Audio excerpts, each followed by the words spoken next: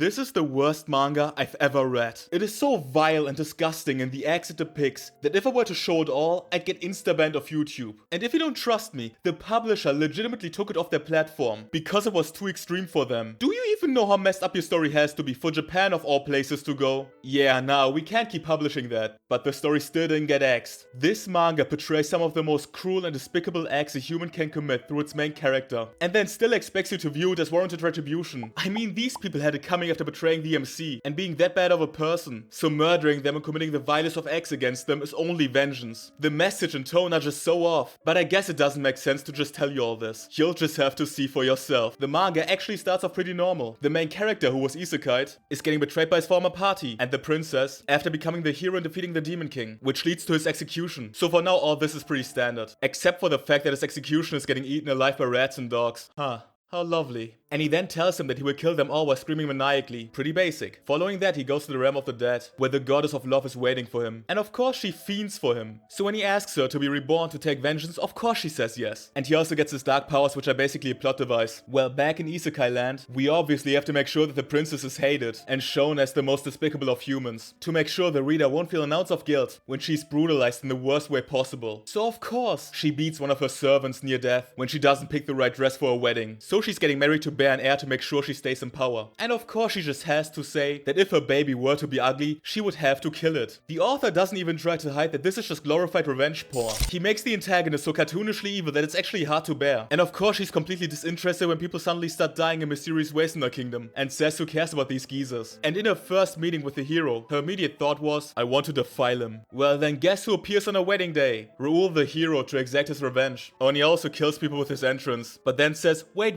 guys. They are bad people, you see, they falsely execute people and torture them by using waterboarding and crotch splitting. So me killing them is only a light punishment. Anyways, bro then also casually decapitates the royal guards too. Cool, I guess. He then strips the princess naked and says,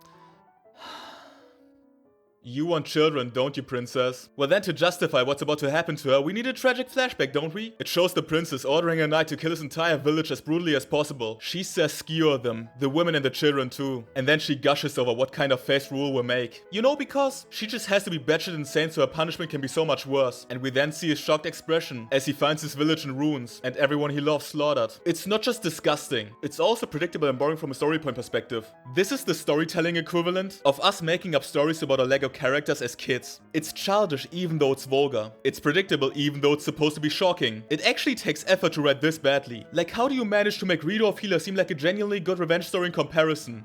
That's depressing, you know? He then forces her knight to punch her a bunch, with dark magic I guess, and we then go back to see how happy Raul was with his older sister who got pregnant, and was then skewered. And when he was captured he asked the princess what crime he could have possibly committed to warrant this. And then she says, your crime, haha, it was existing. What the fuck? Like, this is so trash, it's so over the top villainous. Following that, Raul has to control himself to not kill her, and only raptures her stomach, and then partly heals her because her dying this way would just be boring, and because he wants to do something much worse to her later on. Raul then ends this quote-unquote performance by making a dramatic exit. He then visits his sister's dying place. After having hallucinations of her because he's gone mad, he says he isn't doing it for her or any cause. He also isn't doing it for justice. He simply wants to exact revenge, and while doing that show no mercy. Whoa guys, that means everything is fine. He isn't doing it for justice. Good story then. Like, that changes 0% of the criticism. It's about the fact that the author tries to write every single villain in a way that is so incomprehensibly evil, just to make them deserve the most disgusting of treatments. Because if these characters had any depth to them, they couldn't have written this over-the-top revenge story. They actively refuse to write anything of substance, just so this can exist. And that is what makes me so mad. If this story had a villain that wasn't the worst of the worst, the audience wouldn't be able to think, yeah, the MC might do things that are insanely cruel, but at least the people that he's doing these things to are worse. It tries to dehumanize literally all of the characters just for that purpose. So this line doesn't give the story any depth whatsoever. And the most infuriating part is, from here on out, the things the MC does only get 100 times worse. We're then introduced to the general, his wife, and his two sons. And of course, they're cannibals who love hunting people for sport to then consume them. Yeah, and the two sons also enjoy hurting random animals. So when the MC then kills the wife while the general is away on a trip, he makes the two sons strip her to a tree on her internal organs. Because the general also killed the MC's mother and stripped her to into the tree in the same way. Yay, what a creative way to make him have a motive for revenge. And then again have the general be this monster who enjoyed eating the MC's mother's tender meat so much. After cutting off the general's hands, we head to the probably most vile and stomach-churning part of the manga. It's hard to tell, but what they imply is that he makes the sons and the general eat each other. By first making the general eat part of his son, and then have the remaining son eat part of the general while still alive. And by doing that, having them eventually all die. Because after all is said and done, he says it's over now that they're dead. Everything about this is just so grotesque and disgusting for the sake of it. There aren't any deeper themes or meanings behind this. It's pure shock factor, nothing else. This part here just shows how far the author is willing to take this spiel. And who's next? A doctor. I wonder how this is gonna go. She definitely isn't going to be a mad scientist who uses her patients as test subjects for terrible experiments.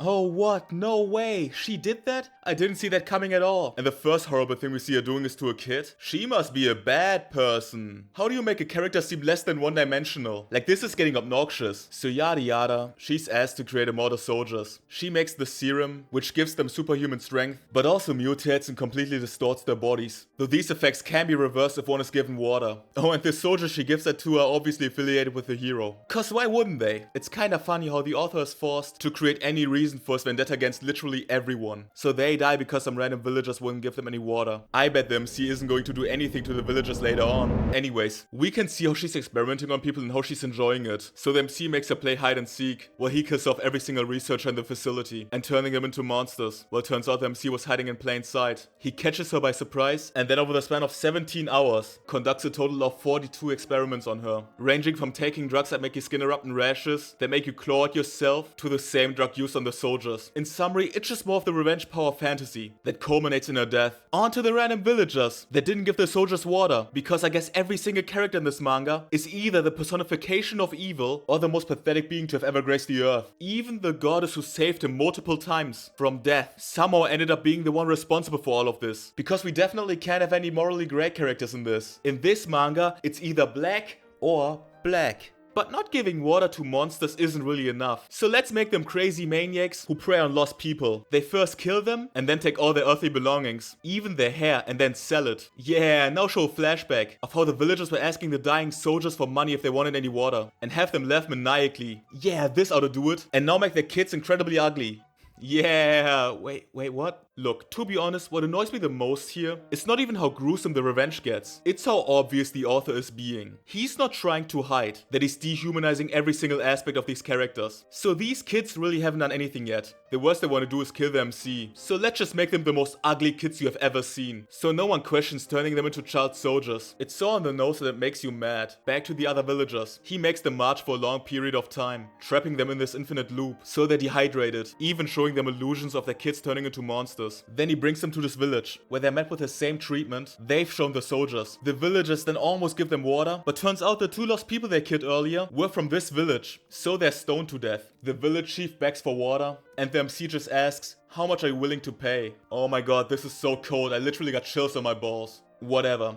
I also want to say the MC's abilities are also just straight up random ass pulls. So his dark powers allow him to read memories from corpses, he can control the actions of people, turn into other people, and he can also somehow cast a spell that keeps people from dying, that is later used for, you guessed it, ding ding ding, torture. Basically anything the MC needs is handed to him. You can't kill gods, well our guy just has this god killing item. I sure love it when the MC can just bend the plot to his will and face minimal obstacles. Also, even when he dies, he'll just be brought back again. Man, I sure do enjoy my manga when they have zero stakes. This is peak entertainment. Genuinely, who watches this and is like, yeah, my goat. Raul. Now let's move on to the most grueling and abhorrent part. The actual revenge against the princess. So she's been torturing her knight who then goes crazy. The MC turns into the princess and tells the knight to kill all the rivals to the throne. Afterwards, the princess holds a public execution for the knight. The MC appears. And there are two more party members present that are probably gonna get killed in future arcs. But they abandon her because, as it turns out, the king revoked the status of her being a princess. So her word doesn't hold any weight, and no one has to follow her orders anymore. So she is a full-blown crash out, and shows her true colors. And what does the crowd say?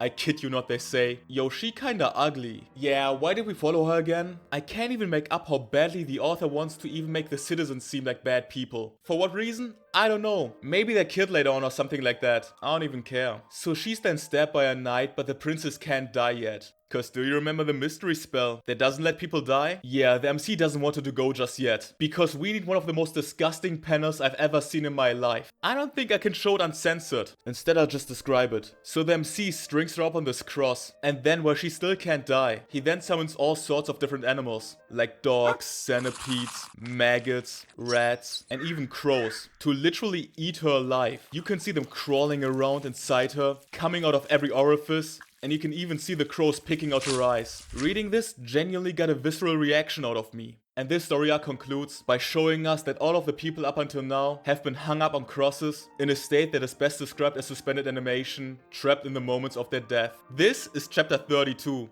out of like 120. And let me tell you something, it doesn't get any better whatsoever.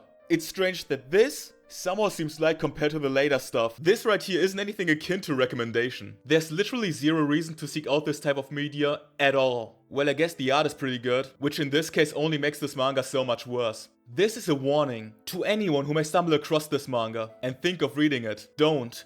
Because you're not gonna enjoy your time. It sucks as a revenge story. It sucks when it comes to character writing. It sucks when it comes to making an interesting power system. It even sucks when it comes to writing in general. It fails in every regard. This was one of the worst experiences I've had while reading something. Most of the time, I don't give serious ratings. But this is genuinely a 0 out of 10. I don't even know what.